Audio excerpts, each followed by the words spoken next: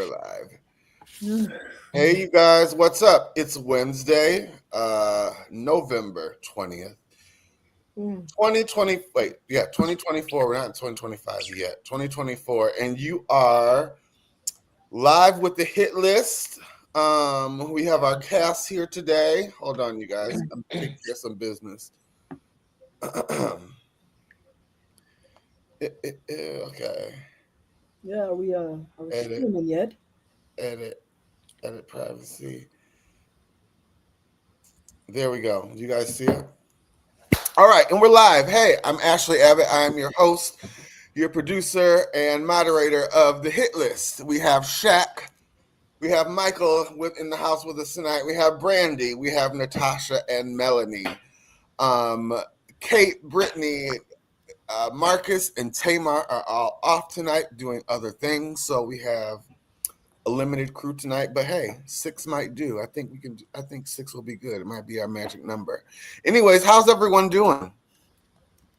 Good. I'm good. How you doing? Okay, I'm just gonna jump to certain people. Brandy, how was your time off? What have you been up to? It was nice. I went to Michigan, visited my family a little bit. Just been handling business, taking care of little stuff, just getting ready for this new year. I have personal things that I have lined up that have to get taken care of. I'm kind of excited about it. I'm not excited about having to spend money, but I know this word. Right. So just preparing for it. It seemed like the end of the year is coming so fast. I gotta hurry up and get this together. So, but it's been fine. I've been good. Well, that's Thanks for good. asking. Down in Georgia, Shaq, what have you been up to? Let's see. I have been super busy. So, my busy season has finally wound down, come to an end. I am happy to say that I'm getting a little piece of my life back. I've talked a lot about open enrollment being my super busy season, and so I have not had a life since about August. And so I am finally doing the things that I get to do when I am not stuck in front of a computer or in client meetings or just underwater. Little things like sleeping, um, uh, uh, going out on a date. Awesome. Okay. I've been able to go on some dates and spend time with people. Talking to my children about something other than like what do you want to eat and it's time for bed, but actually spending some time with my kids, handling some business that I haven't been able to handle. So really just kind of getting back into the swing of life and like enjoying my life. Awesome. Getting a haircut. Instead of having baseball caps on. You saw me on baseball caps on the show. I had time to go get my hair done. So just getting back to the business of living. I got put my car in the shop. Been meaning to put my car in the shop for months. Just getting back to the business of living. Just getting to do life, just do normal stuff. That's all. Yeah, and it's been good. Things are going well. Yeah. Well, good. Michael, up in Detroit, Michigan, what's going on? How are you? I'm doing well. If idle hands are the devil's playground, I am especially angelic lately. I've been about my business, and it's nice. May I also offer some advice to folks this evening, especially post-election? Yes. Our justice system is not fair for people of color or minorities. That is what I do day in and day out. Mm-hmm. And I would just urge you all to be especially cautious through the end of the year. Thank you for that. We're going to get into that later, but thank you. Thank you so much for that. Natasha, what's going on over in Grand Rapids, Michigan? Well, I'm a little jealous of Shaq that she is done with her busy season and I'm still in the middle of mine. My brain is pure fog right now. I barely know what my name is. I barely know, what I'm supposed to do. I have five home visits back to back today. I sat in my daughter's parking lot, in her school parking lot, after I finished to make more phone calls for Medicare open enrollment. I am tired, but Christmas shopping is almost done. So I'm really Awesome. excited about that. I know I'm really impressed with myself because we were shopping last minute last year. So Christmas shopping is almost done. I'm getting amped up. Listen, I haven't kept so many sales. I'm amped up to cook for Thanksgiving next week. I'm cooking everything from the turkey to the sides to some rolls to desserts. I'm living life. I'm happy. Well, I'm glad you're happy. I'm glad, but let me, as the producer of this show, thank you for making time out of your busy, heck, for all of you, thank you for making time out of your busy schedules to do this. I appreciate you making a little space for me. Well, this is fun time. This is time to like not work, not be mom, this is just like fun, kick and chill time. So we appreciate you having us. Awesome. It's nice. Melanie, my darling. Hi. And let me tell you in front of everyone publicly, I am sorry for forgetting you on the list this week. Charge it to my head, not my heart. You are important to me, and I love having you. So I just wanted to let you know publicly. How are you doing? Thank you. I'm well. How about yourself? I'm doing good. Before I talk about me and what's going on in my life, I want to know what's going on with you.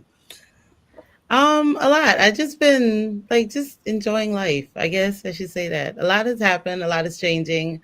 But in the midst of it all, I've found time to go to a Don Toliver concert, which was amazing. Let me just say. Nice. What is the face, Shaq? Like the face. I did go to a Don Toliver concert.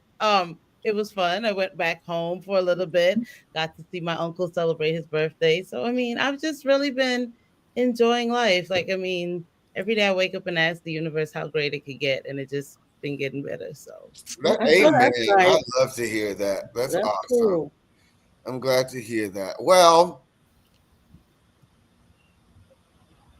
in my world, I proposed to Hector last week at Disney World. I love that for y'all. Congratulations. Congratulations. You guys, I've performed all over the world on stages in front of thousands of people, et cetera, and I was so nervous. It was like 80 degrees at Disney, and I was sweating because I was nervous, and I didn't know how it was going to go. I didn't know what Hector was going to say. And I was sweating, and my mom's like, "Why are you sweating so bad?" I'm like, "I don't know." And so I was gonna do it in front of everyone, in front of the castle, but then I was like, Hector is a weird kind of soul, so let me do it privately. So I did it on the Peter Pan ride, and I just took the ring out. I said, "Will you marry me?" And he said, "Are you serious?" And he started crying. So yeah, that was that. It was really fun. My mom met us down there. We went with our friend Taiwan. We just had a good time. Went to Toy Story Land. I'd never seen that before at Hollywood Studios. It was the very Merry Christmas party. We had a really good time. I unplugged. I didn't do any work, no theater, no podcast, no styling, no nothing. So it was just me, him, my mom, and some of my friends just enjoying each other. And yeah, that was that. Congratulations. Congratulations. Thank you. So Hector's already like, okay, what colors and what's the venue? And I'm like, calm down. We don't have to do this right now. So he's like, he's ready. So I'm ready too. I love that. We are ready. So yeah, you know me, it's gonna be a production. So I'm so ready. It's gonna be fun. Anyway, so that's that. So I'm glad to hear everyone had a good break. It wasn't as good as yours, but it was pretty cool. Well, but let's get down to some business. So if you are a fan of our show, or if you are into politics or pop culture, fashion especially, I need a good fashion anchor on here. Music, anything. If you like doing what we do, email me, DM me. I'm looking for some new blood. I love everyone I have on here, but I'm looking to spruce things up a little bit. So if you are interested in being a co-host on the show, or I'm looking for some substitutes. Sometimes, we have busy lives, so sometimes I might need a sub. Drop me a DM. Looking for committed passionate. Those are the two words: committed and passionate. If you're not committed, don't DM me. If you don't DM me, if you're not passionate, don't DM me. I don't want you. You can be the best in the world, but if you're not two of those two words, I don't want to deal with you. So, anyways, there's that. Also, what else is going on? Oh, before we get into the docket, copyright disclaimer under Section 107 of Copyright Act 1976, allowance is made for fair use for a purpose such as criticism, comment, news, reporting, teaching, scholarship, education, and research. Fair use is use permitted by copyright statute that might otherwise be infringing. So if I have any pictures or videos that you might think that belong to someone else, we're using it for entertainment purposes. If you'd like me to take it down, DM me, don't report me, just send me an email, DM me, and I'll take it down. So without further ado, Coachella just announced the lineup for this festival this summer. Lady Gaga and Missy Elliott look like they're headlining. Charlie XCX, I don't really know who that is. Post Malone, Megan Thee Stallion, and Travis Scott. And Green Day, I don't know how I forgot them. So it looks like it's going to be a good show. I would love Missy puts on a good show. We know that. Lady Gaga, I'm not a fan, but she puts on a good show. Megan Thee Stallion, I'm not sure how she's going to do headlining, but I'm sure she'll be great. And Travis Scott puts on a good show. What do you guys think about this lineup? Would anybody buy tickets to go see this? Yeah, no, quiet. For Missy, yeah. Missy. I mean, Megan Missy. Yeah. I mean, but Lady Gaga has some stuff. So, in fairness, like there's some stuff that I would listen to for Lady Gaga. So, yeah. One of the best shows I've ever been to in my life was a Lady Gaga concert. Really? Yes. Let me tell you, I am not. I believe it. A huge Lady Gaga fan. I actually got free tickets, and I was just like, why not? It's free. It was in a box at the Phillips Arena, and so I was just like, I'm going because it's a box at the Phillips, and I was stunned. I was like, what in the world? This is and to this day is in like the top 10 concerts I've ever been to. So she's fantastic live, and I've never forgotten it, and I was blown away. I didn't know the songs, but I had a blast. It was fantastic. So and I just want to preface that with that I mean, she's phenomenal. But no. Who are some people that you guys would like to see at Coachella, or who would you just like to see on tour? Like some shows that you'd like to see that they haven't gone on tour, or shows you've missed. Anybody have anything? Like I'd love to see In Vogue, the four of them again go on tour. I love the original four. That's my dream. I don't know anybody else. Chat. Is there somebody you'd like to see? I don't know. You know, I recently saw B, and then I saw Usher. And I can admit that I'm not really hungry. I guess I wouldn't mind seeing Jill Scott again. I'm not really hungering for shows right now. I'm in this place right now where like I can keep my money in my pocket and enjoy my Spotify. I'm just being honest. Especially what they're charging for concerts these days. And what you're going through, and then you get in there and you're not guaranteed a good show. You know, you don't know what you're gonna get.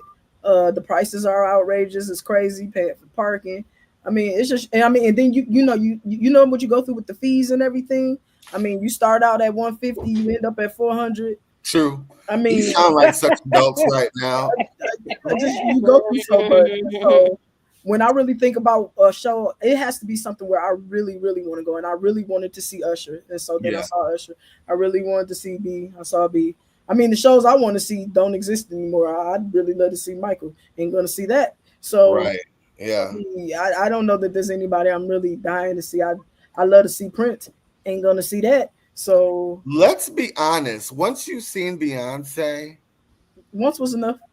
It's kind of like, who else do you need to see? I mean, Beyonce did it for me, show-wise, theatrically wise. She did it for me. But Usher did his thing in Vegas. I don't need to see it again. I'm sure he did. Yeah, I want to catch Usher. I definitely want to catch Usher show. Mm-hmm. Yeah. I think I want to see Toni Braxton because I missed her in Vegas. So I would like to see Toni. I want to see a singer. Singers. Anita Baker in concert would be dope, but I mean, old Anita with the short pixie, not the one with the locks. Right. Not that one. Not that one. I mean, that's all I'm saying. Michael, what about you? Is there anybody you'd like to see? You know, I've seen hundreds of concerts in my life, but the older I get, the less I feel like doing it. It's such a production, right? And it costs more than ever. Right. So this year I saw Heart. I have seen Heart live, I think, like 20 times or more. I'm like a Heart groupie. I met them once backstage. I was so happy to meet them. They were not at all happy to meet me. I wasn't used to that response. Normally, it was very tepid. So I saw that. I also saw last year the Jingle iHeartRadio, the Jingle Ball tour, or whatever. Mm-hmm. Usher was in it. Horrible. I mean, absolutely. Seriously, he held the microphone out and it was like a sing along, which is fine. But he has to sing sometimes too, right? And then, listen, it's also how you know you're old, because there was like a big time rush. I says, what the fuck is the rush? I don't even know who these people are, and then there was Doechii, and I'm like, what even the fuck is this? So, I don't know. Concerts, maybe I'm aging out of it. I would still see the classics though. Yeah, most definitely. Jasmine Sullivan. I see Jasmine Sullivan. Okay, I give you that.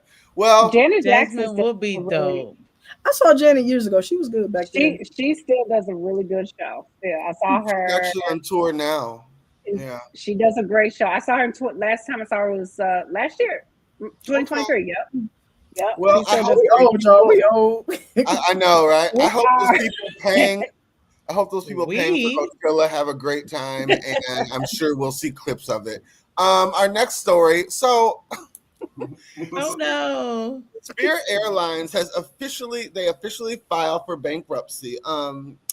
It says that the company has filed for Chapter 11 bankruptcy protection, as many had anticipated. This move went down this Monday, marking a significant moment for the low-cost carrier that's been dealing with mounting losses, an ever-growing pile of debt, and failed merger attempt that left them scrambling for stability. So what does this mean?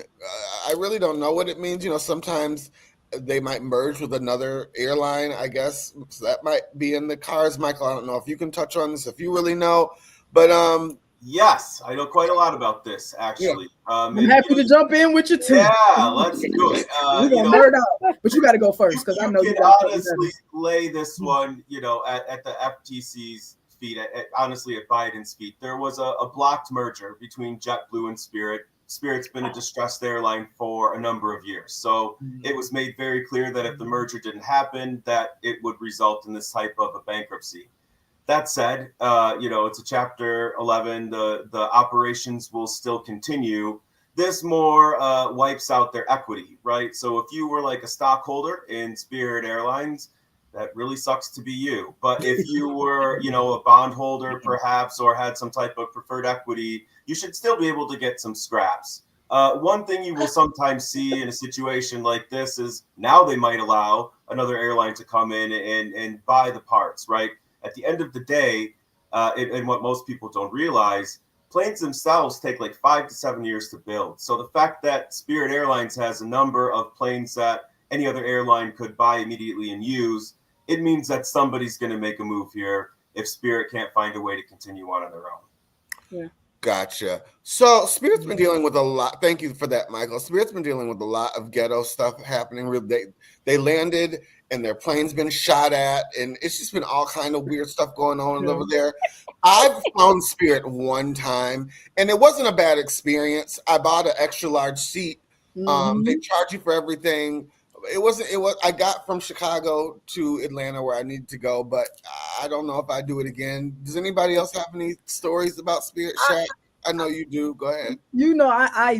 I am a fervent Spirit flyer. I love Spirit as a person of size.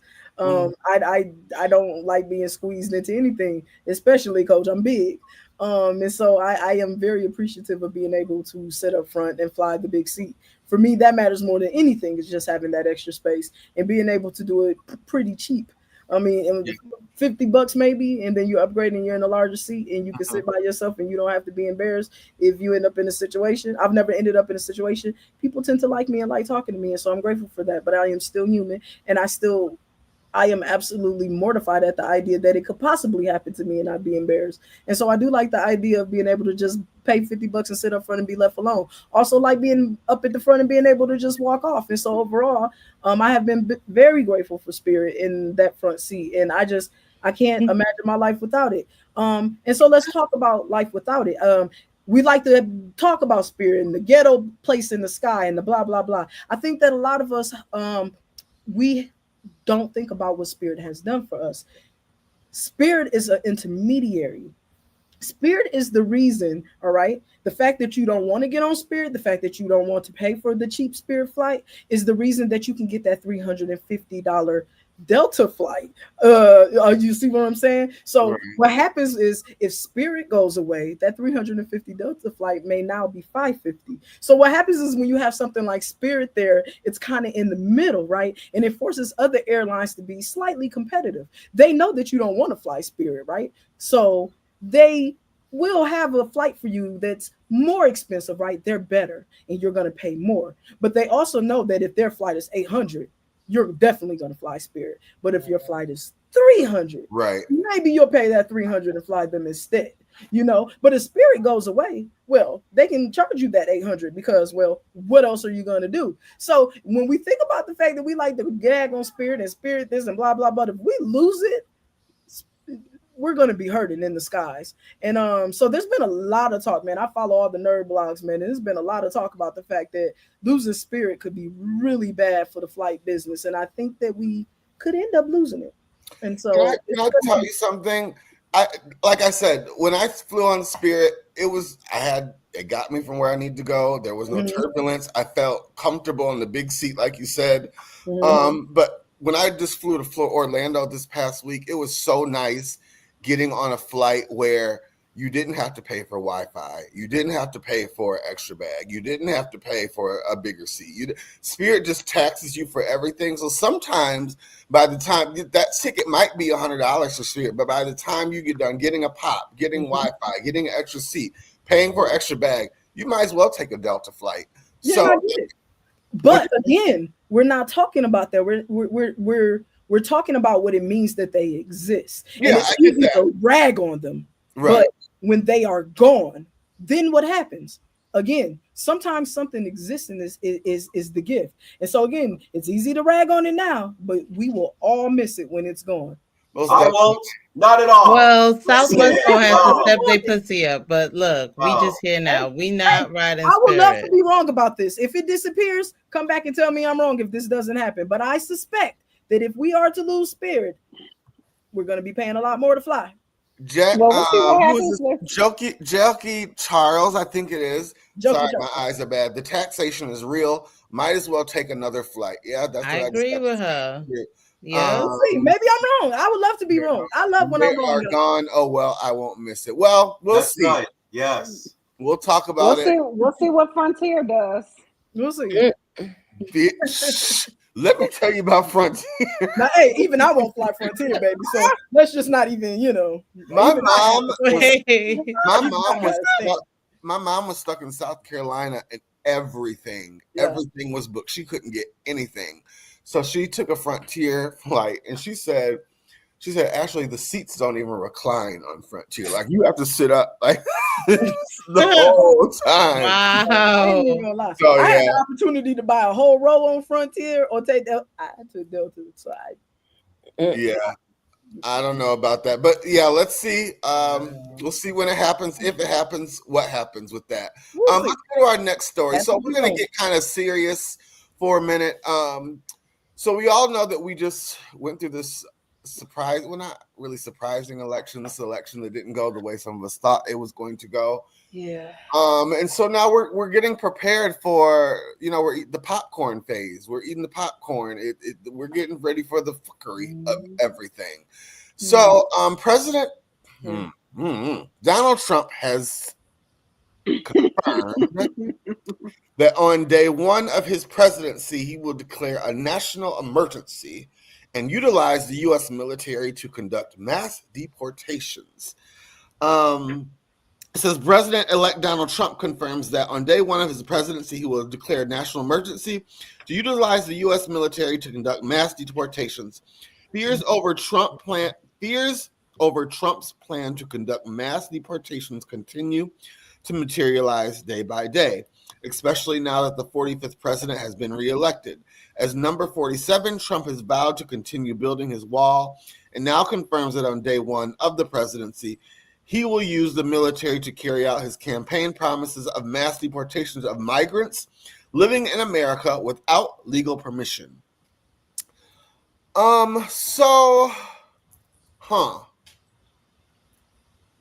What do we feel about this? I know this issue might not be as important to some of us as other issues that might be in jeopardy, but I know a lot of Latino people and Venezuelans that are here legally voted for him.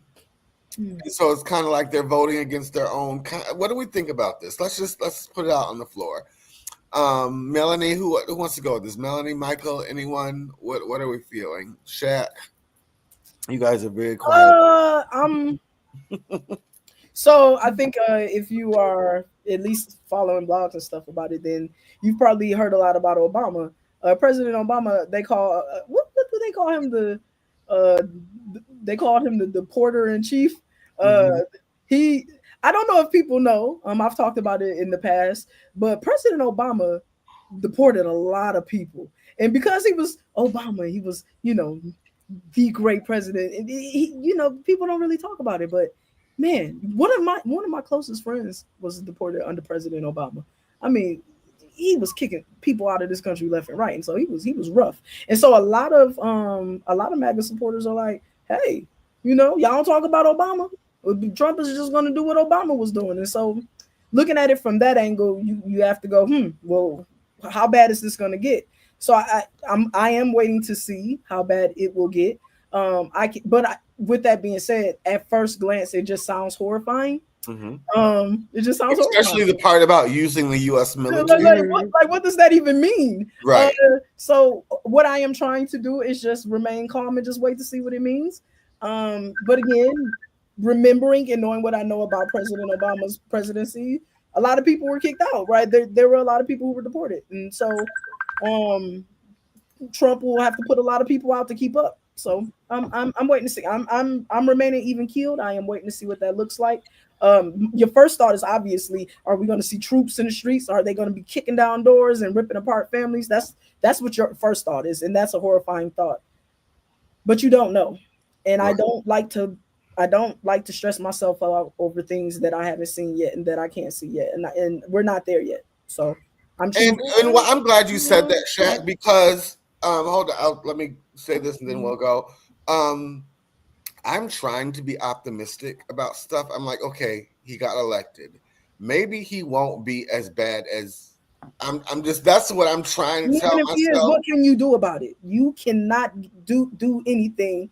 You just have to take your days one day at a time. You are not there yet. So right. I'm not there yet. And so I'm choosing not to be there until I have to be there. And I am praying for the best. Michael, question for you. We all know what it means, but for people who might be watching, can you break down when they say using the military, declaring a national emergency, using the military to get this done? What does that mean?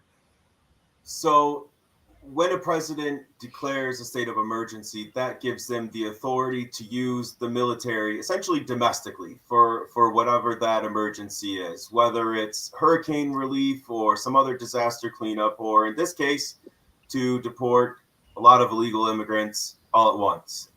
So what will that look like? It's tough to say. I also don't want to get into the fear mongering. And I think it's also worth pointing out that nothing else, this election proved that for most Americans on both sides of the aisle, illegal immigration is a serious problem to them. There's an economic underpinning.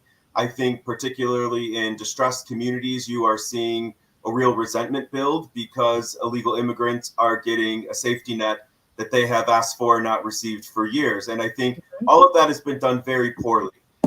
The difficulty, though, and kind of why I led the show with some caution, is what does an immigrant look like?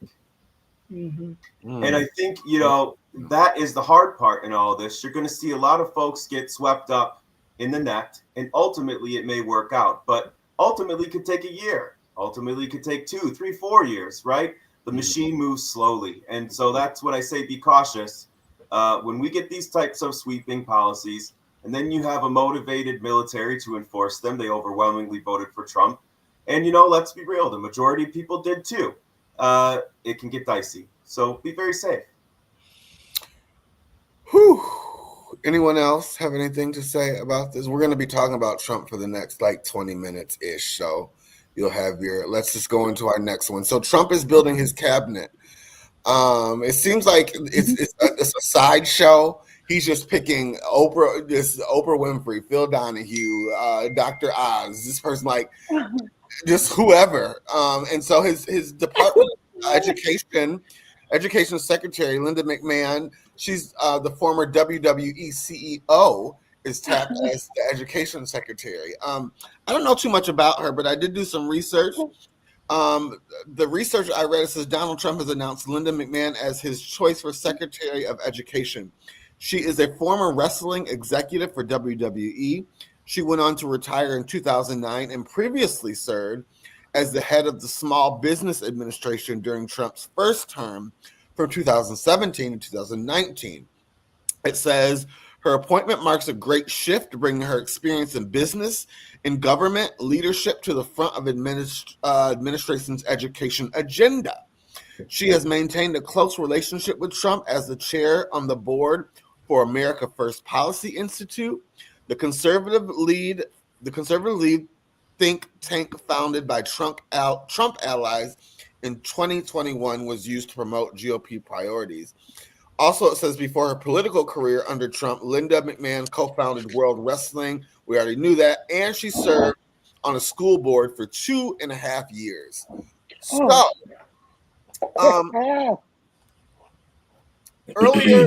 earlier, Trump has said he wanted to dismantle the Department of Education. He said a lot of stuff. So it gives me a little hope that he's chosen her. I don't know. What do you guys think about this? So why do you have hope? I think that's my question to you. Why is that your little hope? Because she has she's served on a school board a little bit, and she seems to have some kind of savviness to her. So I don't think he'll just run over her and say, we're going to just demolish this. I don't think that's her goal either, is to demolish from what I've read about her, I don't think that's her goal, is to come in and demolish the Department of Education. I could be wrong. I'll eat crow if I am, but that's what I'd like to think that. What do you have to say? Do you have anything to say about that, Melanie?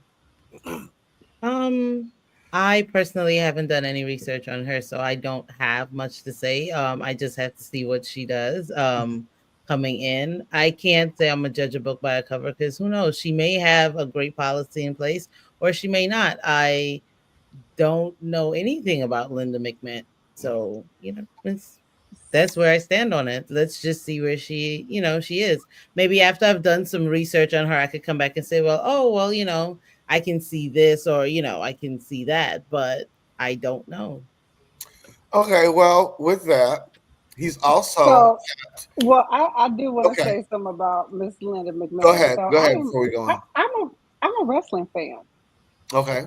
I've been watching wrestling since I was a kid. So I actually just watched, just a couple of days ago, I just finished the Mr. McMahon Netflix special. So if you don't know, her husband is currently undergoing a whole bunch of lawsuits and litigation for sexual misconduct, assault, and has been for a long time. So it truly does track that that she would be in his cabinet, especially since she's never divorced her husband and has been fully aware of all these allegations for all of these decades. So especially coming from a $1 billion business, and I don't really trust any kind of billionaire. So this is going to be Betsy DeVos 2.0 all over again. Let's just be honest. And that was quite an embarrassment for Grand Rapids. But I don't really see this. She's definitely business savvy. she knows exactly what she's doing, and is going to definitely benefit to her demographic. It's not going, I don't think it's going to look good for the rest of us. It's definitely going to benefit the 1%, but I think it yeah. tracks for what they are saying overall. Privatization. Yes. I Yeah. I do not think that their goal is to keep the Department of Education intact. I think their goal is to send education to the states and out of federal, which is what they always say, and to turn it into a private business and to put education into the hands of the people. School Um, of choice. yeah, and to turn it into more of a private institution. And so I think it tracks to turn it in more into business and the less about education, more about business. And I think that it does make sense. And I think that you know, wrestling is business, big business. Well, And her husband, her husband is, I think it it all was tracks. very much so emphasized in that documentary of how much her husband would do anything for business. And I truly believe that she mirrors him with that as well. Like Yeah. the storylines that they came up with, that she was a part of herself, and that she, was in support of to continue. Business has always been number one, no matter what it would cost. Even in a strange relationship with their son for almost 10 years. Business has always been the number one priority for them. Yeah. Before we go into our next cabinet pick, do we think there's a reason why he's picking these business savvy people like Elon Musk and McMahon and Oz, like these like what? Does anybody have any insight on that, or Isn't that what he's about though? That's what he's always so. That is why people like him. That's what they say. He's a I business. mean, that's what they're into. They like business. I mean, look, I don't. Even when you're talking to the least educated MAGA supporter, they're like, he's a businessman, and that's what they do. They're businessmen. I was just trying to see if we had some different kind of insight on it, I but think that's the point. Is that's No. what he sold to his people, and that's what they're doing. okay, so Dr. Oz has been nominated to oversee the Centers for Medicare and Medicaid Services. This one kind of scares me. This scares me. This It scares me. scares me a lot. This Um, is my job. This is exactly what this I deal with the Centers for Medicare and Medicaid every day. This is my job, and this scares the shit out of me. so why does it scare you, We got to Natasha? blame Oprah for this one, don't we? We do. Yes. Thanks, Oprah. It scares me because um, for people to get assistance for their for Medicare and for prescriptions and everything, state level and federal level, your income has to be very low. And state level, I don't even want to talk about Michigan. For people to even get full Medicaid benefits for so that they won't have to pay any medical bills and everything. The current maximum is $1,275. So when you think about someone who has to pay $600 in rent, and then they're left with $675 to do whatever with, what are they supposed to do? And so when you have people that are making $1,300, $1,400, and then that means that they're trying to pay co-pays and they're trying to pay for their prescriptions. Now, there are some subsidies and some programs that would allow those prescriptions to come down, but usually around this time is when we're going to wait for the amounts for 2025 for what they can qualify to actually get some sort of assistance and keep their prescriptions down. Biden just, thankfully, hopefully this stands, but they've capped prescriptions for Medicare recipients, so seniors who are 65 and over, to $2,000 a year. I just helped a client today who, if she did not have that, she would have been possibly looking at paying like $20,000 over the course of the year. And that is after other legislation would have capped her. And then there's this big thing called a donut hole, where some people would be spending maybe $100 for their prescriptions in January, and then come October they're paying $400 or $500 for one prescription, not even all of them. So this is where all of that stuff is controlled, especially for our seniors or those that have been disabled and are eligible for Medicare. That's where all of that stuff gets controlled for them to be protected, to not have to pay for all these prescriptions. And our aging population is who needs to pay the most for prescriptions, and that's scary. And guess who doesn't know anything about this sort of thing? People outside of these income brackets. Right. And they right. don't. Especially him. Exactly. Yeah. Exactly. And so that's what truly scares me the most. So I know I did some research, and I know he's a very talented heart surgeon, but to be qualified to run the Medicare and Medicaid program, I don't see where the heart surgeon and that go. He should be on the board of surgeons. He should be whatever that's called, the surgeon board. You know, that he should be the head of that. Like, that's your area of expertise, not Centers for Medicare and Medicaid Services. So what a lot of people might not know, just because he picks these people and says he wants these people to have these jobs, they have to go through they have to go through the Senate and get confirmed. Now, a lot of these people might get through.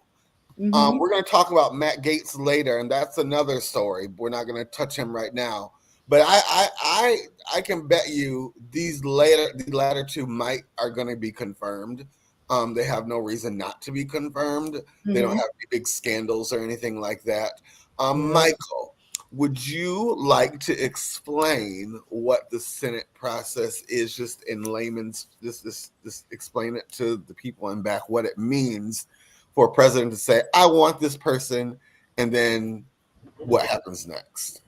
So there's actually two options. You've touched on one of them, which is Senate confirmation. Generally speaking, at a certain level, these types of political appointees need to be confirmed or approved by a majority vote of the Senate. So here, Trump, the Republicans, they have the Senate majority by, I think, 7 votes. It's like 53-46, maybe 1 seat to toss up still in Pennsylvania, but more than enough. So you think, well, all of these will likely be passed, no problem. That's not necessarily the case. Many presidents come into office with control of Senate and the House, and it's a prime opportunity for some good old-fashioned party infighting. So Republicans might turn against themselves. I think this will be a test to see how many are really kind of under Trump's umbrella all the way through. That certainly could be an option. But there's also a second option that doesn't require the Senate at all. It's called a recess appointment. And what that means is the way our Constitution is set up, one of the checks and balances on the executive branch is that these appointments need to be confirmed by the Senate, which is the legislative branch. But there's a little caveat. If business needs to be done while the Senate is in recess, the president can push things through regardless. That recess appointment, generally speaking, needs to be approved by the Senate before it can occur at all. So if recess appointments are approved generally, consider all of Trump's picks pushed through the next time there is a recess for the Senate without any type of confirmation. Wow. Yeah, that'll do it. So yeah, that all has to do it, huh? Yeah, thank you, Michael, for that. You ain't got no good news tonight, huh, Michael? No. Wow. So that all has to happen. That's the Constitution, though. Let's jump into something a little bit more lighthearted, and we're going to come back to some of these, the Matt Gaetz scandal and all that. I want to lighten it up things a little bit. This story is from our friends over at the Neighborhood Talk, and I'm using some of their pictures and their photos. So I just want to shout them out. You can look them up on Instagram. But it says former NFL star and ESPN analyst Ryan Clark didn't hold back when talking about the Lakers' development plan for the rookie Bronny James. On the Pivot podcast, Clark criticized the setup, which has Bronny splitting time between the NBA squad and the G League South Bay Lakers, only playing in home games and skipping road trips to avoid flying commercial. He says Clark wasn't feeling the special treatment for LeBron James' son, What has Bronny James done to not fly commercial, to not stay at Courtyard Marriott? Clark question. The pros ain't about who your daddy is or how you grew up. It's about what you bring to the table. So a lot of people are mad about this Bronny James, LeBron James thing. I've been seeing a lot about it in the blogs. They're mad that they think it's a case of nepotism. He wouldn't be on the team if it wasn't for his dad. He's not a really good player, they're saying. So I know a lot of us don't follow sports. I don't, but I do know what nepotism is, and I do know what's right and wrong and what looks funny and what doesn't look funny. So what do you guys think about this? Do you think that he's getting special treatment just because he is LeBron James' son? Or do you think he should go through the trenches like everyone else, have to fly commercial, have to stay in, the 2-star hotels? Do you think he needs to go through that to make him be I know what I have. My opinion of that is, what do you guys think? I know, Shaq, what do you think? You're smiling up there. Man,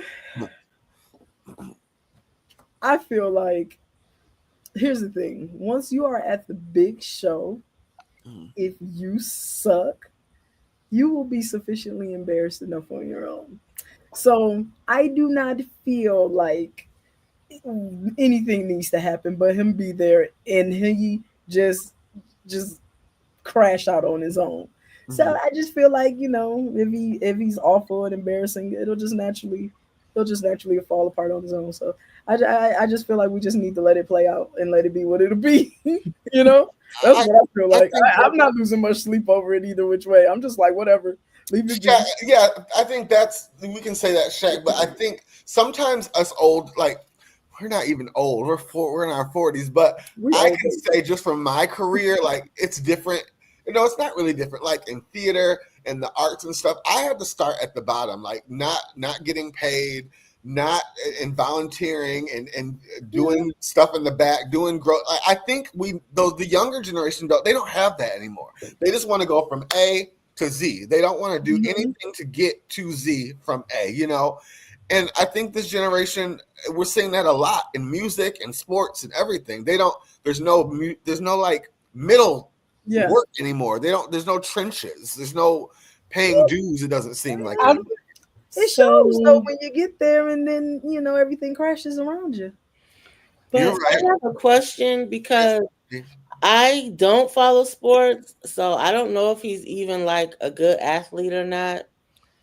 My thing is, if he's where he's supposed to be on time and does the job that he's being paid to do, does it matter how he gets there?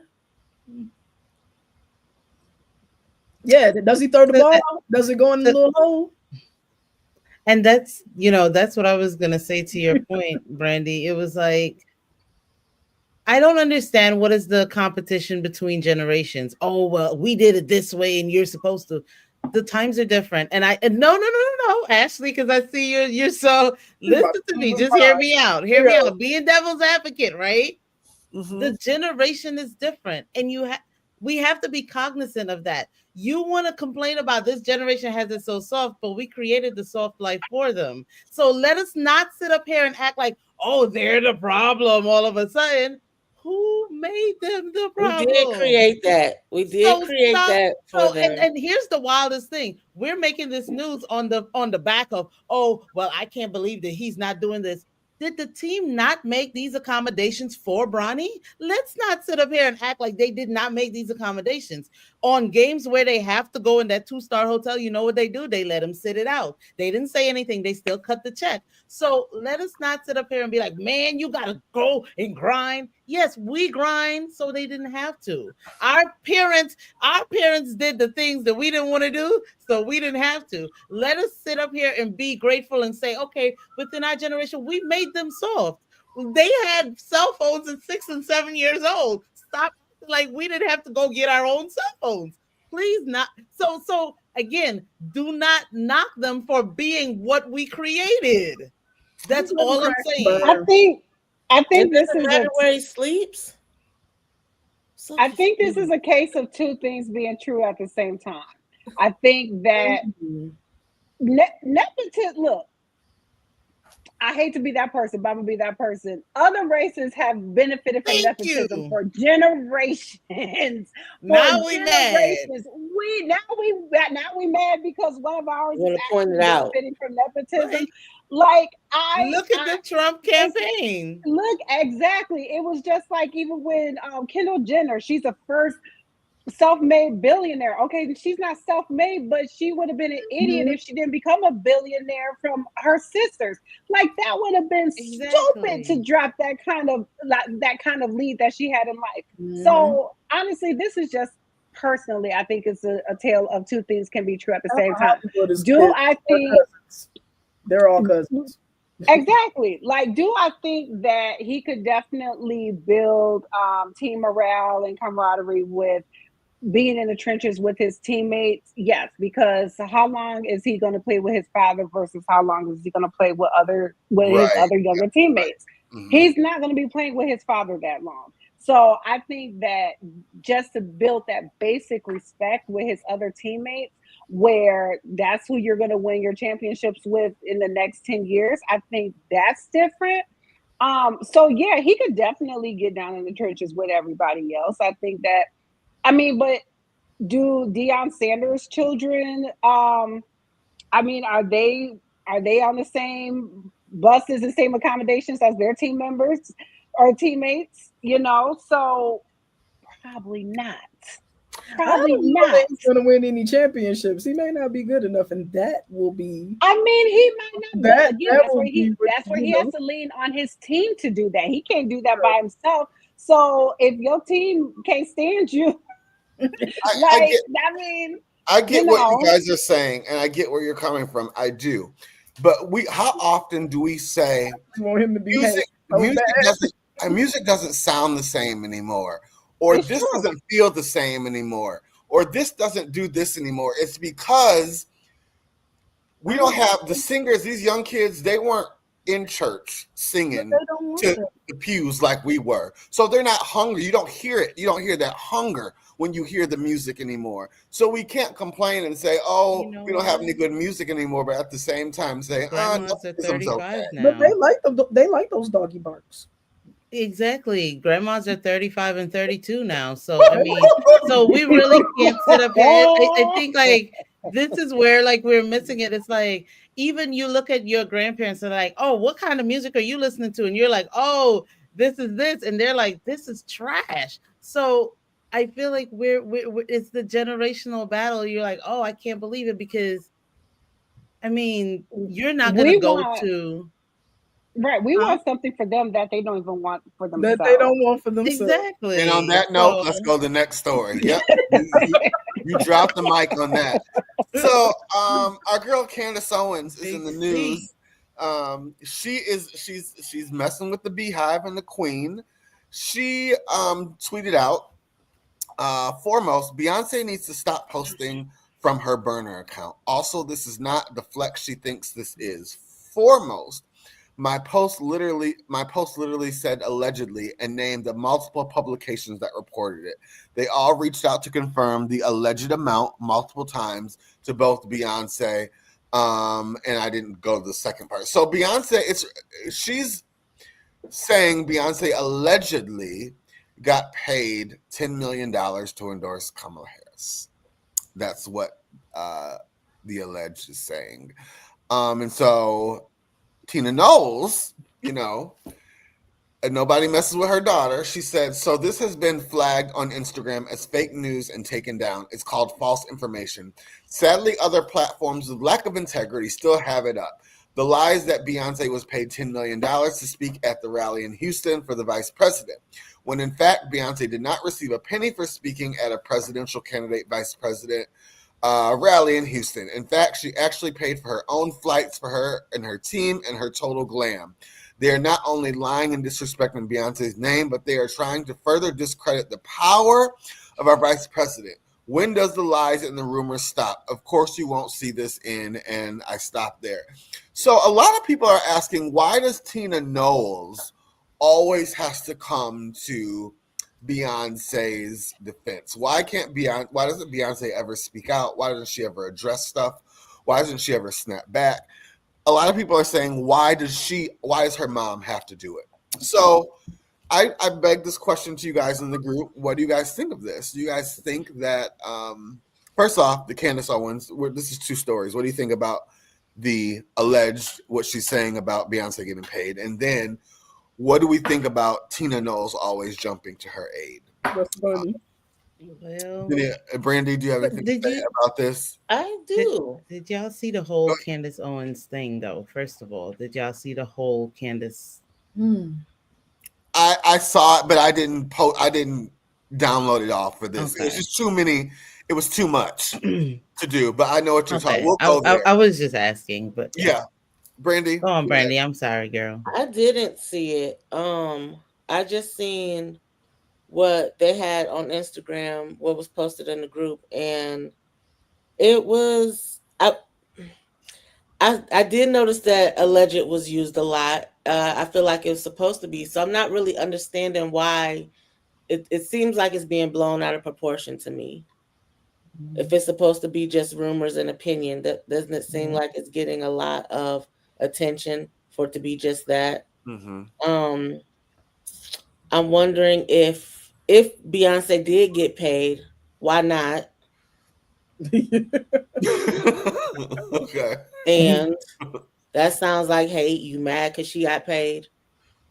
And then my other thing was, okay, because they are still saying alleged, she's saying that she wasn't paid to endorse Kamala, but she allowed her to use her music throughout her campaign. So could she have been being paid for that if she was being paid for anything?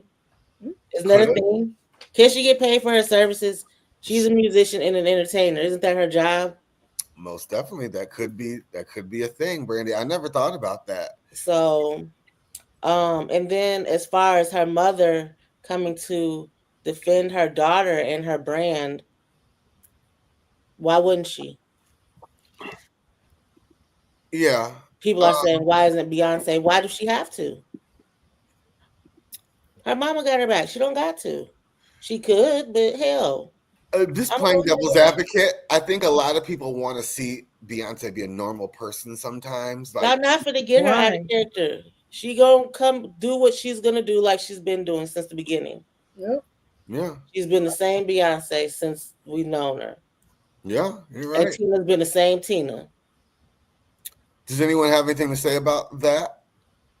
So go ahead, Melanie. For me, I seen the Candace Owens, the entire show actually, because I'm like, if it's just Beyonce, like, let's see where this is going, because you just can't go buy a snippet off of social media. Sure, you're right. And it wasn't just Beyonce that was named.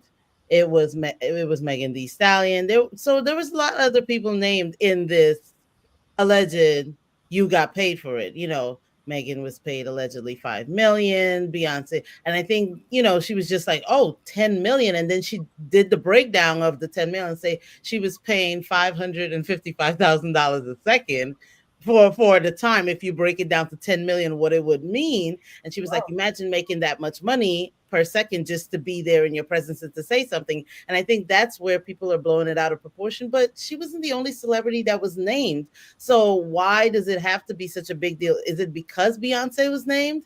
And then what's wrong with Tina Knowles defending her daughter? Like, nothing. She's a mom. Like, I feel like every mom, like, are you mad that your mom wouldn't come to your defense? No, honestly, I'd take the other side of that. I would be so uncomfortable if anyone in my family spoke out on my back. I'm a grown man. You know what I'm saying? Like, I think it is so inappropriate to have people who are grown and then have their family speak on their behalf. It either means you're a coward or your family's in your business for clout. And I really can't think of a positive spin at all. Like, I think it's strange. She's like 70-something years old, sticking up for, 40-something-year-old daughter. Weird. She's a Southern mom. I have to agree with Michael. She's a Southern mom, though. Like my mom, but my mom is the fiery one. My mama is the fighter. My walk away game is strong. I will walk away from you in a heartbeat. My mama is the one that will let you know. And I'm like, listen, if it ain't gonna bother me, I don't need it to bother you. And so I just need you to. I need you to not hop online. I'm gonna need you to enjoy this vacation to the sixth country that we've been to this month, and I'm gonna just need you to just get offline, mama. I think, and with who was that? Someone said I was stuck up for my baby no matter what. You see, and so Michael, and to Melanie's point, I do agree with Michael. I do, but I think it's what am I trying? It's oh my God, I'm lost for words. Somebody help me. It's a cultural thing. Black mothers have that thing that they always have to stick up. That's my baby. I'm a ride for my baby. I'm a ride or die. I think that's that part of it, but I do get what you're saying as well, Michael. She's an adult. Let her, and she's a megastar. Let her say something.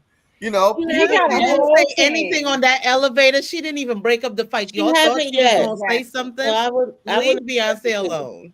I feel like it's more to her endorsing vice president than that. Because if that was the case, if it was about being paid out, couldn't Trump have paid her? I don't think Beyonce's ever going to have to fight a battle for herself. And that's what the Beehive is for. And she shouldn't.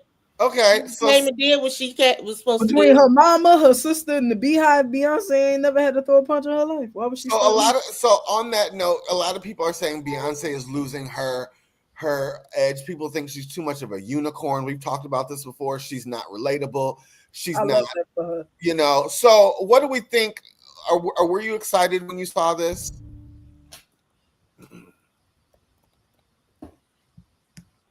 Data in here. But let me make myself clear. Can you hear me? Can we stand?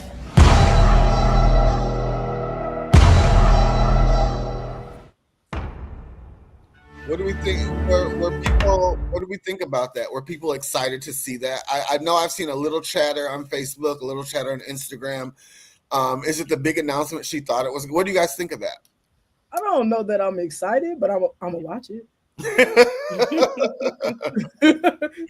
I may not watch it live, but I'm gonna watch it eventually. Yeah, Michael, what do you think? Are you gonna watch, Michael? I'm so tired of Beyonce. No. Okay. Randy, what about you? I'm gonna watch it. Beyonce is a professional. I don't plan on going to no Beyonce concerts no time soon, so I feel like that's the closest I'm gonna get to the concert. I'm gonna watch it, and I'm excited, especially if it's like a holiday theme. I don't know. I think that'll be cute. Beyonce is a professional. Beyonce can't do nothing. If she won't do anything else, she is a performance artist. You know, my mom and I were having a conversation the other day, and I said, Mom, Beyonce, because she's kind of like, Beyonce too. I'm like, Mom, Beyonce is the Diana Ross. Like, you guys had Diana Ross. We have Beyonce. And she's like, no, it's different. I'm like, well, how is it different? I never got that answer. But you know what? How it's different? They didn't have social media and all this crap that we have for their people. You know what I'm saying? We've got stuff that taint our people. That you know, they didn't have that stuff. Their people were just their people, and they were great, immortalized in gold. The way that they had them on that. We don't get that. Right. We get oversharing. We know stuff about our people. True. We know all about what's wrong with our stars, and you know, they didn't get stuff like that. They didn't know that David Bowie was weird, or you know, it was a rare treat to find something new about them. Yeah, right. They waited on Us Weekly to tell them about their stars. Honestly, their people got to be mythical and get to be old, and our people are overexposed in your face. Yeah. Okay. Well, let's go to our next story. Okay, so this story, I'm gonna have to break it down. This is one of those stories that I always have to break. I have to break down into 3 sections. Go very slow. Explain what's going on because there's like 3 videos I need to show and 4 pictures. So our queen, our EGOT queen, Whoopi Goldberg, had a birthday celebrate, and some of this stuff was copyrighted by ABC, so I couldn't upload it, so I have to explain it instead of showing the video, and some stuff I do have videos of. Whoopi Goldberg was celebrating her birthday on The View. Mm-hmm.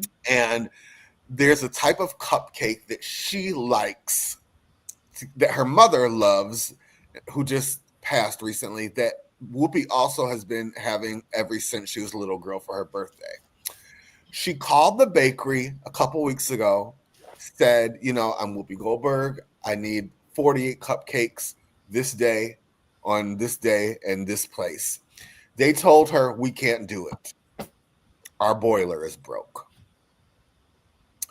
So Whoopi thought it was for some other reason why they couldn't do it.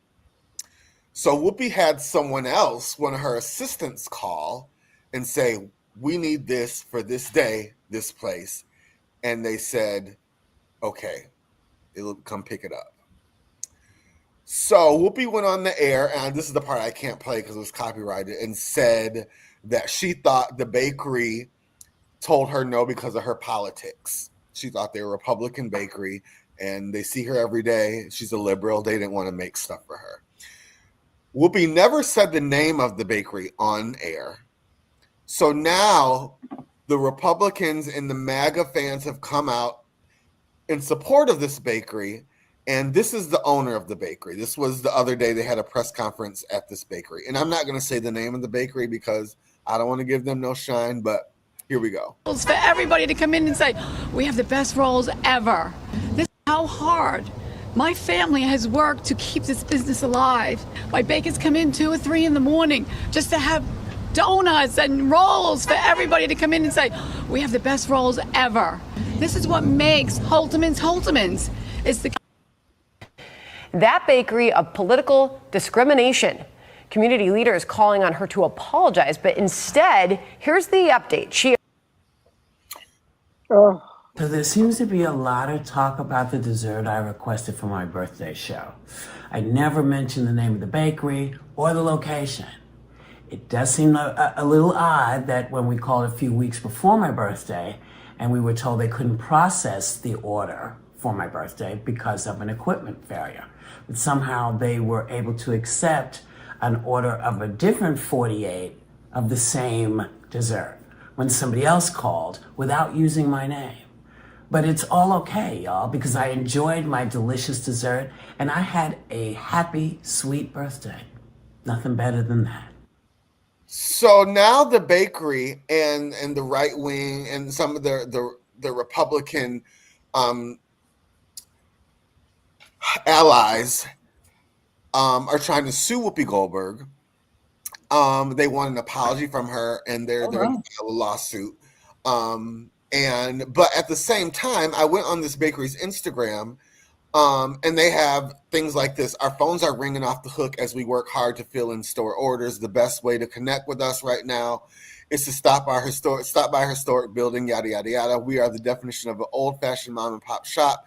At this time, we do not have online ordering. So basically, they're getting a lot of business, overwhelmed and beyond grateful for the incredible outpouring of love and support from our Staten Island community, friends around the world.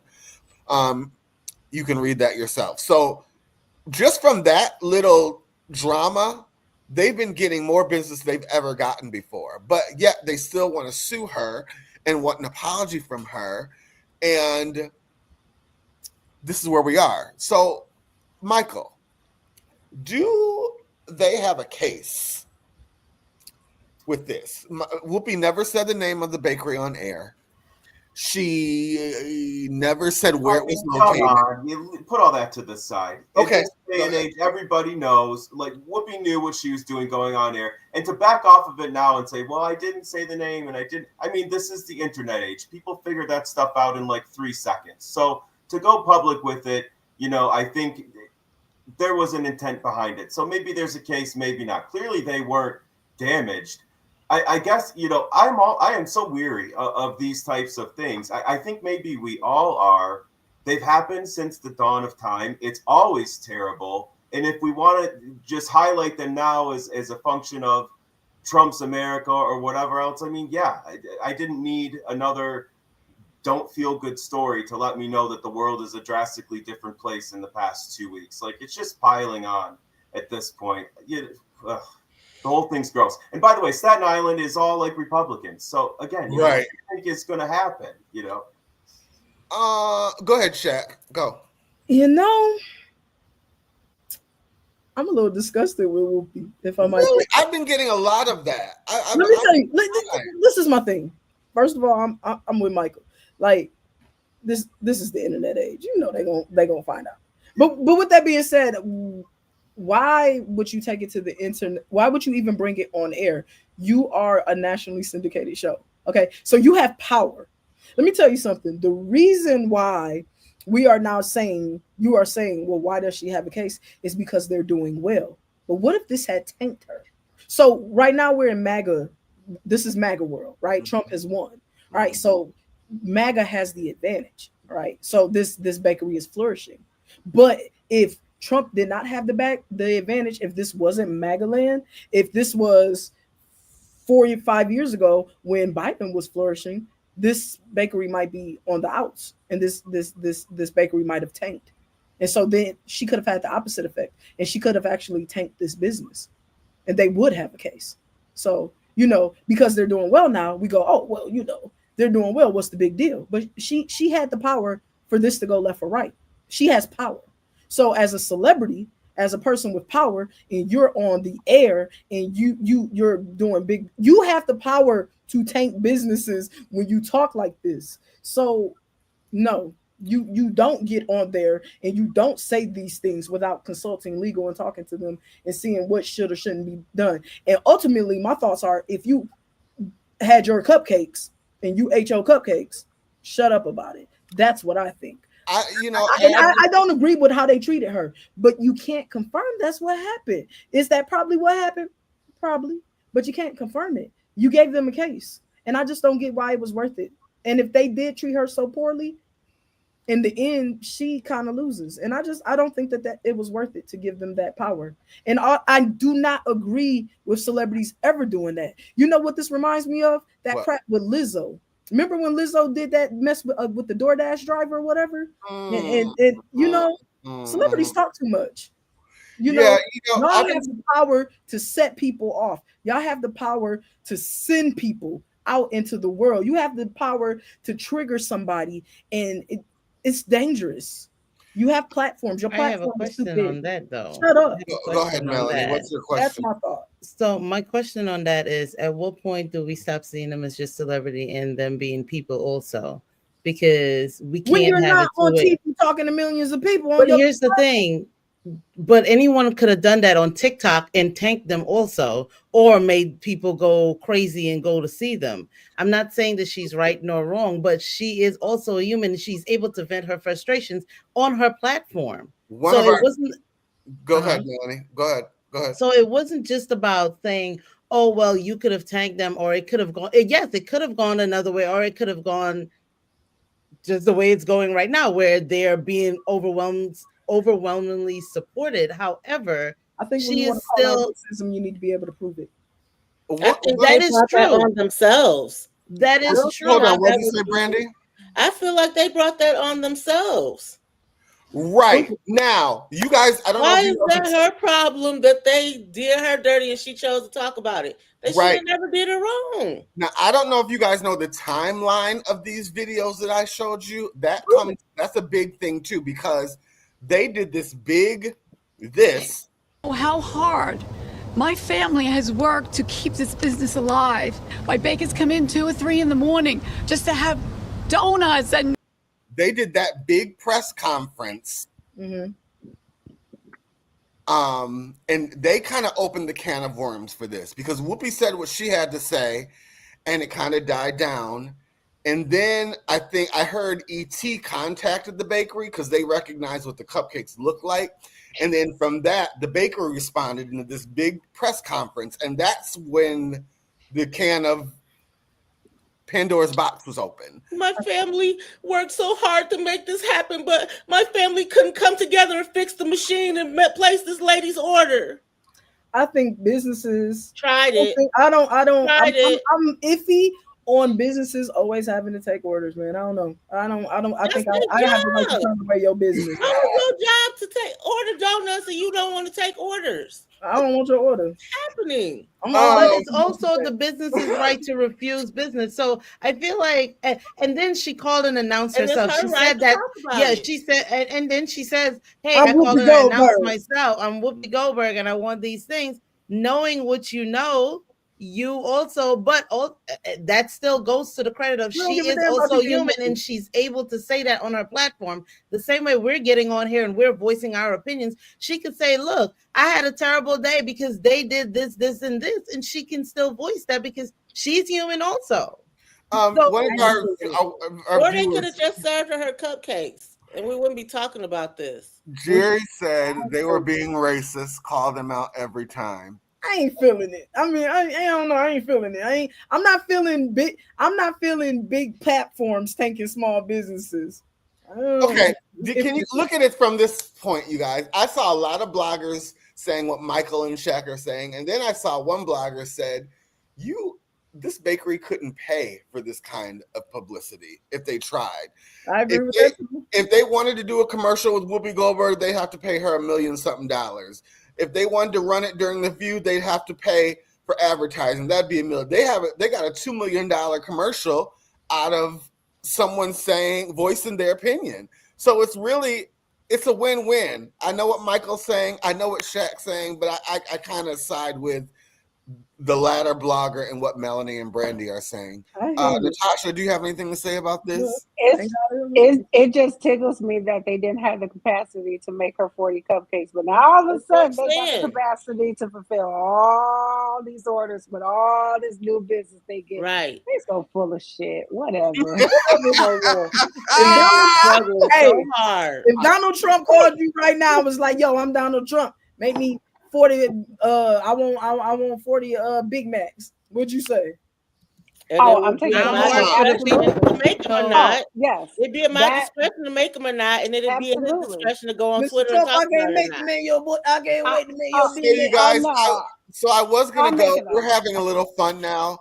I was gonna go into the Matt Gaetz thing, but that's gonna get really dark, and we'll be talking about that next week or whenever we come back again. So we're not gonna talk about that tonight. So we're gonna go into Fashion Files real quick.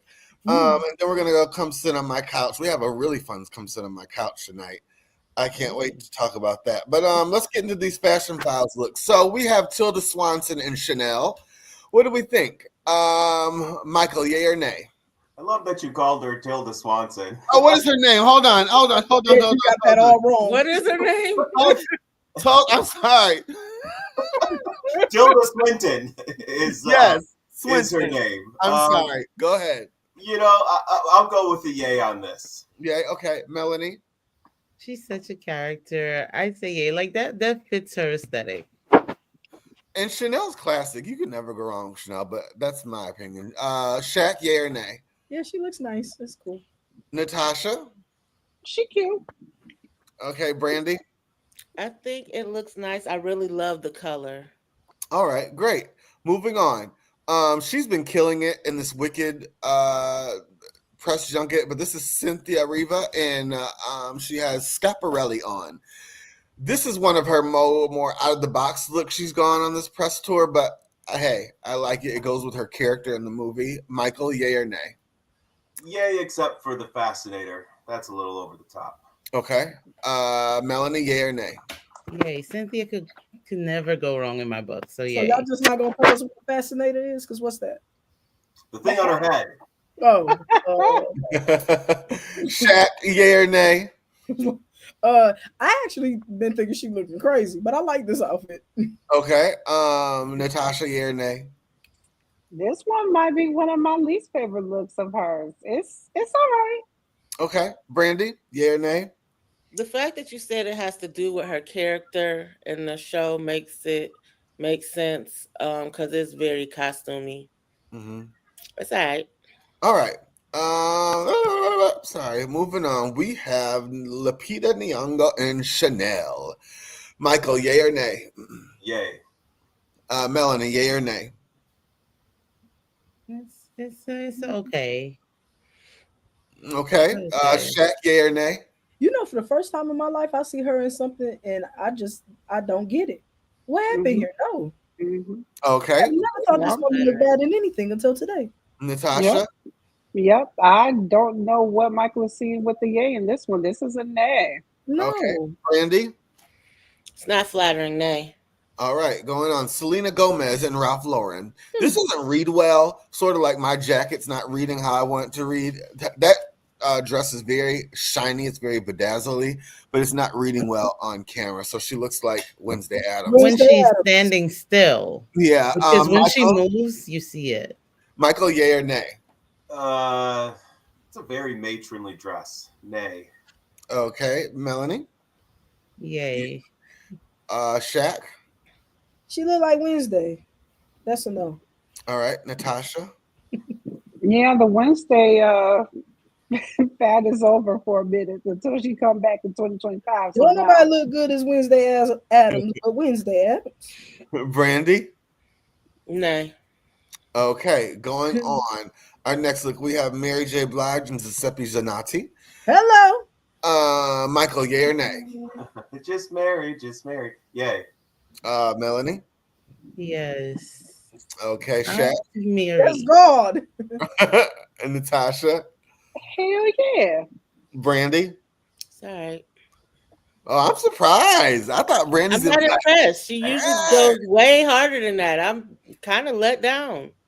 Mary J. It's the legendary Mary Boots, though. Mary ain't got to do nothing but put on some boots. Girl, hush. I'm telling you, Mary Boots, exactly. I was surprised just because when we were little, Brandy loved. I just told you she can't usually do no wrong. This is just not saying nothing. All right, going on. We have Rihanna and Vintage Gucci and Balmain. Michael, yay or nay? I'm always nay for PJs in public. So I swear. Okay, Melanie. Yay. Yeah, me too. Shaq, yay or nay? No, I don't know what's happening. Okay, Tasha, yay or nay? She's giving sloppy rich. Like she can wear it because she's rich. All right, Brandy. It's giving pajamas and robe. I don't like it at all. All right. Moving on, we have Jordan Woods and Z Crave. Michael, yay or nay? This is horrific. All right. Melanie. That's a nay for me. Okay, Shaq. I don't know. No, I don't know. No. Asha. I like it. Brandy. I like it a lot. Is it cold in there? Probably. It was last night. Okay, I like it if it's cold in there. Going on. Claire Summers in La Pointe. Michael, yay or nay? Nay. This doesn't read well. No. You guys have to see it move, but it doesn't read well. Without the jacket, yay, because the jacket was not giving it like when she walked, you saw it, like you saw the pants for what it was, but the jacket was like boxing it in and it gave it that junkster projection like look. I was not feeling it though. So, okay. Shaq, I'm sorry. Is it cold in there? I like it if it's cold in there. It was New York a couple in the last week, so I'm sure. Everywhere it's cold, I like all this stuff. Okay. Natasha, yeah or nay? I like it, but like Melanie said, the jacket is kind of boxing it in, and I feel like she kind of missed letting the pants really be the moment on this. But yeah, it's cute. Brandy? I agree with Melanie and Natasha. I feel like the jacket is taken away from the outfit. Had she had something that was fitted or cropped. Yeah. Cropped. Oh, yes. Or just the little bodysuit alone would have just hit. Yeah. All right, going on. I know I'm an engaged man now, but my man Offset in Balenciaga. Whew, God. Hey. Michael, yay or nay? I'll give it a yay, but he's been wearing a lot of black lately. I think he's got to switch it up. He's now a spokesperson for Balenciaga, so he's going to be doing a lot of black and dark and chains, and so you said yay. It's a yay. Okay, Melanie. Yay for Offset because that's on his brand now. So like I've seen that a lot from him in the past couple of like fashion thingies that he's been on. So okay, yay for him. Shaq. He look as broken as the home he's breaking up. Oh God. Natasha. About to say, let him be in his black. He's in mourning right now. He misses his family and his grandma. He don't miss them people. Natasha, yay or nay? Oh, yay. Yeah, he all right. Brandy? Nay. All right, moving on. We have Destiny Mercado in Mercado. She's an influencer turned fashion designer. You guys need to follow her. If you're into fashion, follow her on Instagram. She does the damn thing. Like, this look doesn't even do what she does justice, but I just thought it was interesting. So, Michael, yay or nay? You already know. Nay. Okay. Melanie? It's a yay, but if you have like the other photo with her letting the pants down and really showing the fit, like it's a yay. It's a yay. It goes hard for me. I'm sorry. Yes. I don't even know what's going on. She looked like a toddler who got to go to the bathroom. Okay.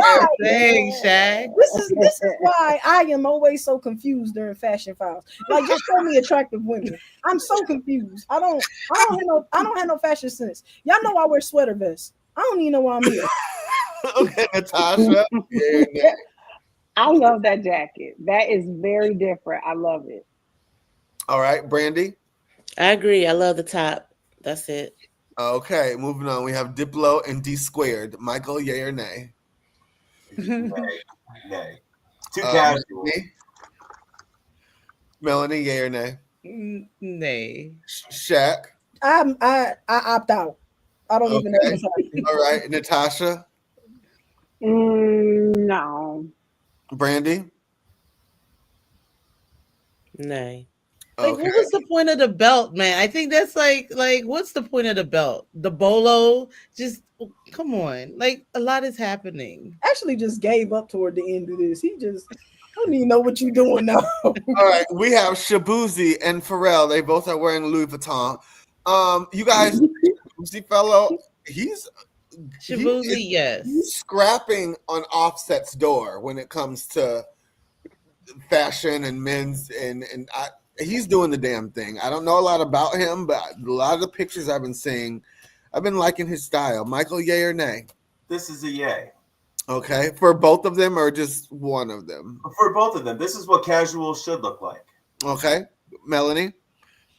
Yay to Shabuzi, but I don't know. Pharrell is giving like mom get up. I don't know.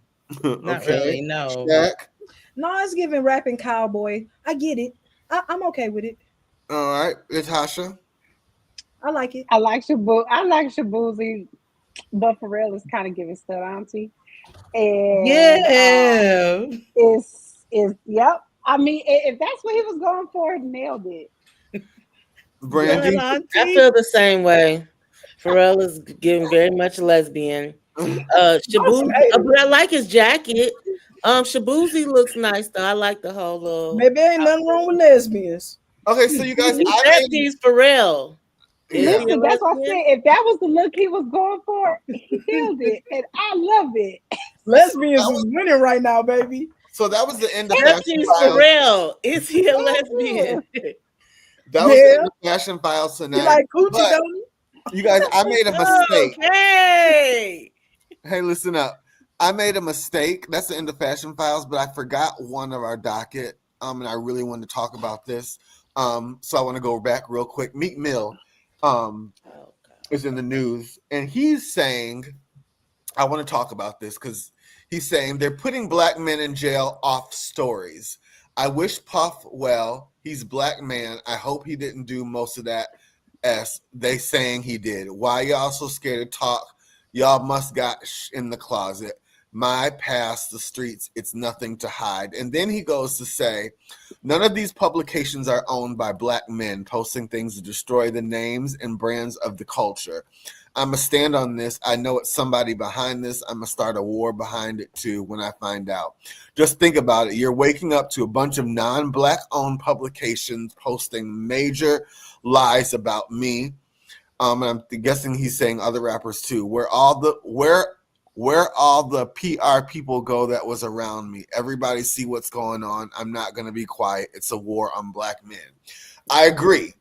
Bill Cosby, Diddy, R. Kelly, There's more I just can't think of right now. What about Clive Davis? What about all these other white moguls? You don't see the destruction of them like you see, and I know they have some secrets. You guys can't tell me they don't. So why are we seeing our black men moguls tore down off stories, and our white moguls aren't being torn down as hard? Are they guilty though? You can't tell me Clive Davis don't have skeletons. You just but we know we can't. We can't do what Clive, we can't do what Clive Davis does. We know that. Allegedly, yes. Yeah. We can't do what they do. Me. Allegedly. We can't do what they do. We know this. We cannot move in this world the way that they do. So the solution to that is to just not do fucked up shit, and then you ain't got to worry about nothing catching up to you. That's okay. So what about when it's the Clive Davises who mentor our puff daddies, who teach them the way of the world? Again, if you don't do messed up stuff can't come back to you. I'm so tired of the man. Why y'all keep catching our criminals? Just don't do crime. That's the argument. Why y'all catching our criminals? Go catch the other criminals. Melanie, I know Melanie has something to say. What do you have to say about this? It's not stories, and I can understand Meek, defend your man, stand by your man, or whatever. But allegedly, right? But all I'm saying, Meek, let's just point out the fact that we saw your man allegedly. Jesus, and kicked Kathy in the back and dragged her. Like, this is not stories. We witnessed this. All of us saw it. Meek, you did too. And I'm sure you witnessed some stuff in person. So it's not just stories. But I understand where you're coming from when you say, oh, there is a war on black men. There's always been a war on black men. Let's stop acting like it hasn't been. However, black men take the accountability and, like Natasha said, don't do the messed up stuff because we're not judged the same as them. So if you know that you're going to get 1 million bottles of Johnson & Johnson and not have a Johnson & Johnson endorsement, explain the math because the math is not mathing. Okay, can I ask you something, Melanie? Yeah. What if someone, I don't know what kind of business you're in, but let's say you had a cookie business. Let's just say that. And someone came in and you've lived your life squeaky clean.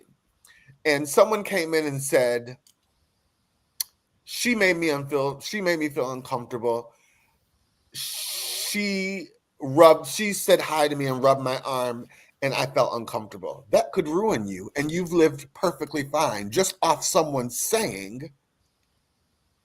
In this day and age, it's not just saying, it is also having the proof to back it up. Cassie didn't just say these things, she had the proof to back it up. Yes, I do, but I see that part, but there are stories where all these people. Yes, they are stories connected and they are, but it's all of those things to say proven until guilty. Now, here's the thing.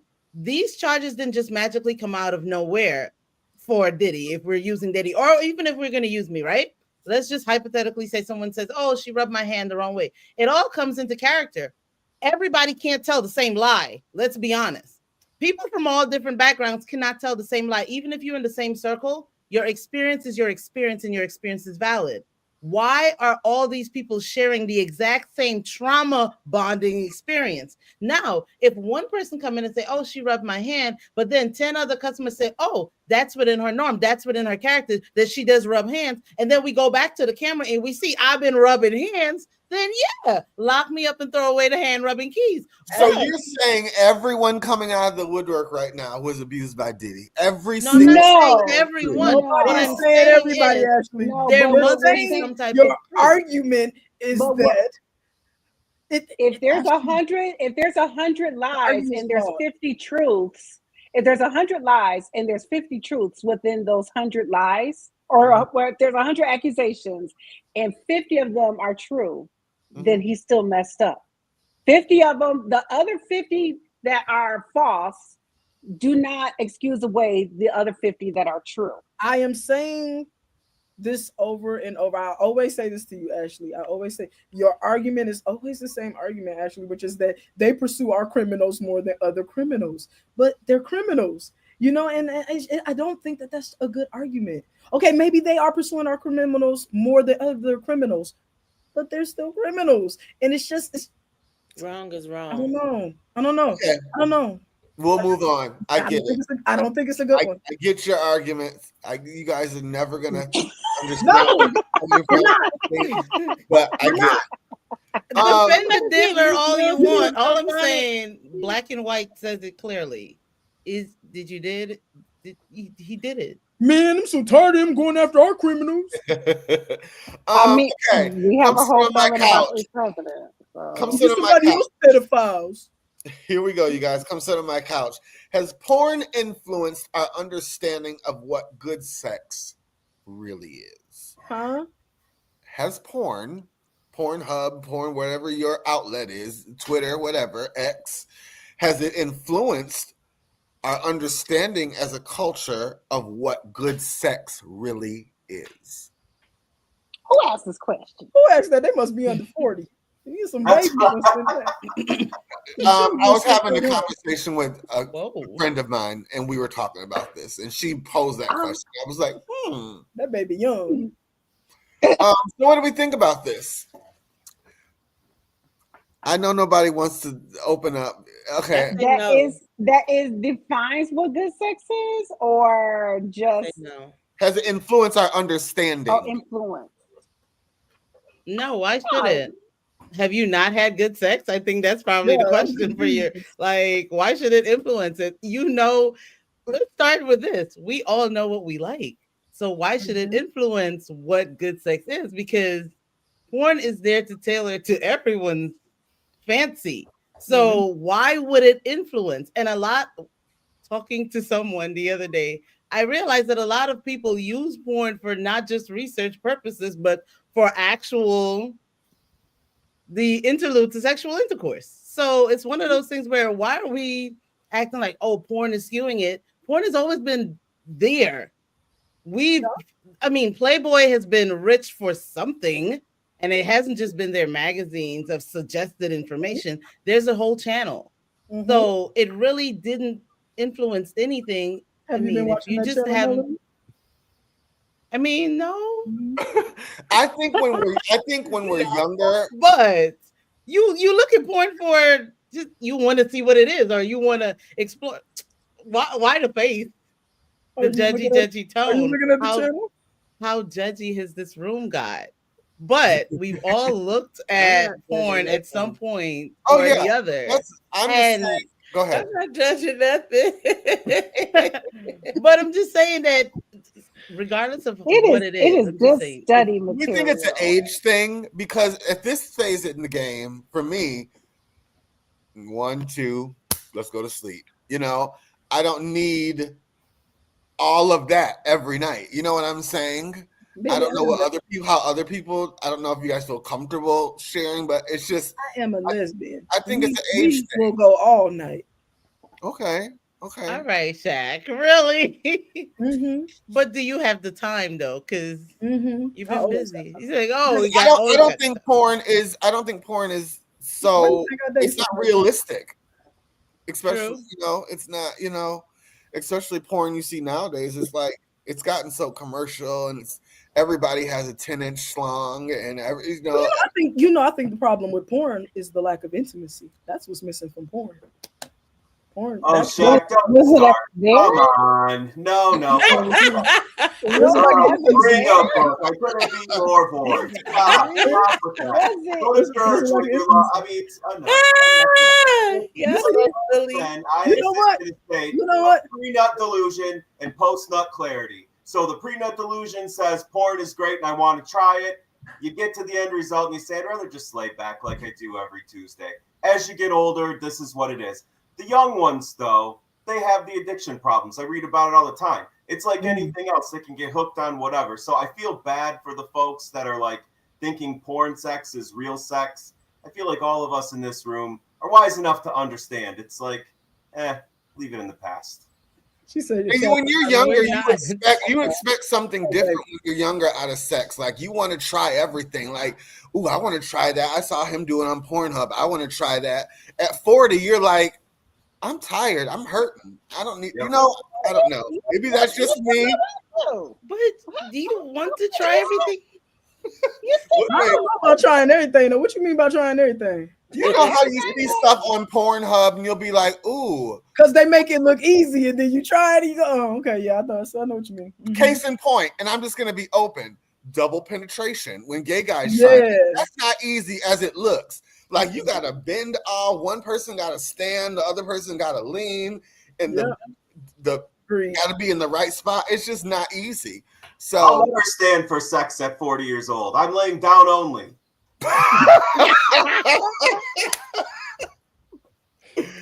Man, shut up. That was quite funny, Michael.